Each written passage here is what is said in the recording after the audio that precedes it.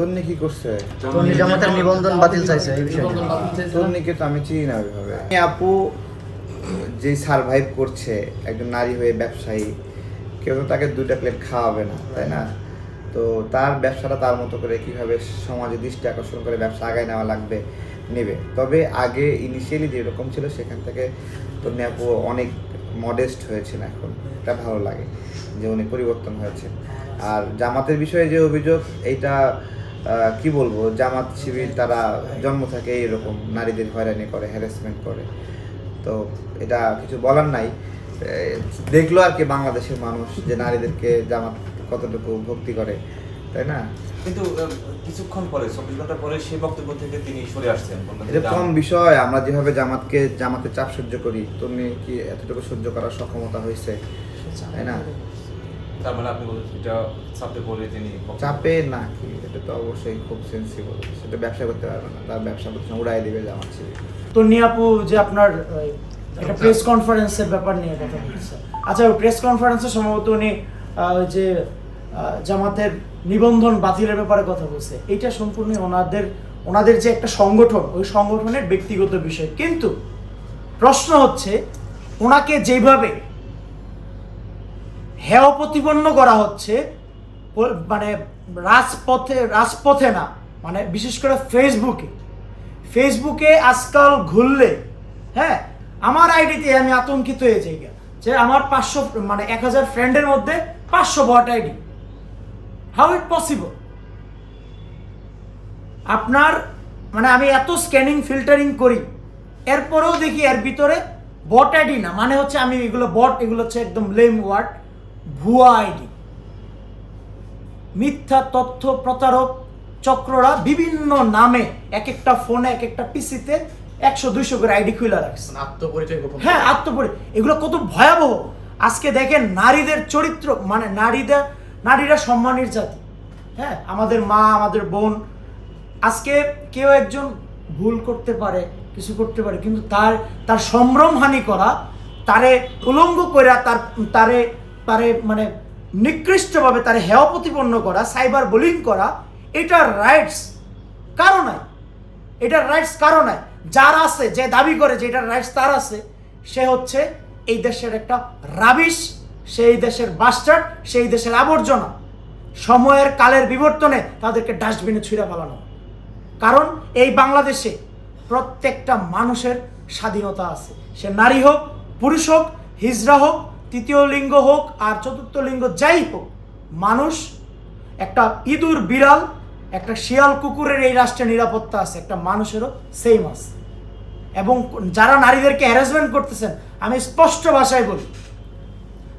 ভাষায় বলি, নারীদেরকে আপনারা দুর্বল ভাববেন না। সে কোন দল করে, সে কোন ব্যবসা করে, সে কোন, দিন শেষে তিনি নারী। আপনার ঘরে যে রান্না করে আপনার মুখে খাবার তুলে দেয়, উনি নারী। আপনার সন্তানকে যে লালন পালন করে, উনি নারী। আপনি যে এখানে গর্ভ ধারণ করান, সেটা নারী। অতএব বুঝে শুনে নারীদেরকে সম্মান দিয়ে এরপরে কথা বলবেন। অপরাধ করতে পারে, যে অপরাধ করবে তাকে তার আইনের, দেশের প্রচলিত আইনে আপনি বিচার দেন, আদালতে মামলা করেন, থানায় অভিযোগ করেন, বিচার। কিন্তু এই ধরনের নিকৃষ্ট কাজ থেকে সরে আসে। আচ্ছা, ওর বিষয় হলো, তুমি তো একটা সোশ্যাল ইনফ্লুয়েন্সার এবং ব্যবসা করে, তার অনেক বিষয়ে আমার আপত্তি আছে। হ্যাঁ, অবশ্যই আমার আপত্তি আছে, কিন্তু একজন নারী উদ্যোক্তা হিসেবে সে খুব সারভাইভ করতেছে, এটা একটা বাস্তবতা মানতে হবে, ঠিক আছে? তারও অনেক ভুল আছে, কিন্তু তাকে যে হ্যারাসমেন্টটা করা হয়, এইভাবে করা উচিত না, এটা আমি সাপোর্ট করি না। শুধু তনি না, আরও বেশ কিছু সোশ্যাল ইনফ্লুয়েন্সার হয়ে উঠছে, তারা সোশ্যাল মিডিয়ায় অনেক হ্যারাসমেন্টের শিকার হয়। কোনো একটা দোকান উদ্বোধন করতে গেলে হ্যারাসমেন্টের শিকার হয়, শোরুম উদ্বোধন করতে গেলে। এক একটা মানুষের এক একটা ক্ষেত্র আছে ভাই। আপনার হলো ওই যেখানে যে পরিবেশ, কোথাও গেঞ্জি পরে থাকতে হবে, কোথাও কোট স্যুট পরে থাকতে হবে, কোথাও লুঙ্গি পরে থাকতে হবে, ঠিক আছে? এরকম বিভিন্ন শ্রেণী পেশার মানুষের বিভিন্ন জায়গায় সমাজ আছে, তারা সে জায়গায় অভিনয় জগতে একটা পোশাক ড্রেস করে আসছে, তারা সেটা করে। এটা নিয়ে হ্যারাসমেন্ট করার পক্ষে আমি না, ঠিক আছে? কিন্তু ভাই অনেকে বলছে যে তন্নি মূলত সরি এটা একটু ভয় নেই। হুম।